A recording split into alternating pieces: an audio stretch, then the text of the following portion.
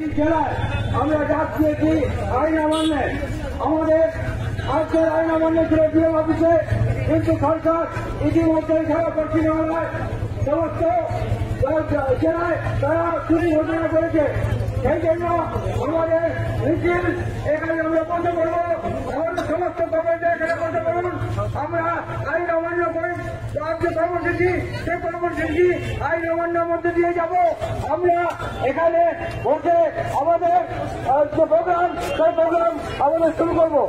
আমি আজকে শুধু সংক্ষিপ্তভাবে বলছি যে কৃষকের উৎপাদিত ফসলের লাভজনক দাম সংকট বাতিল যে দ্রব্যের আইন তৈরি করেছে কেন্দ্রীয় সরকার, অনেকগুলি আইন যে লেবার ল সেগুলিতে একত্রিত করে সংকট তৈরি করেছে।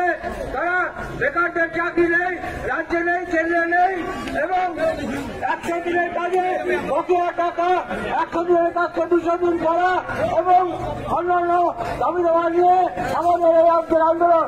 ইতিমধ্যে আপনারা জেনে গেছেন যে সরকার স্মার্ট মিটার চালু করবে সারা দেশে এবং সেই স্মার্ট মিটার গরিব মানুষের বিরুদ্ধে যাবে।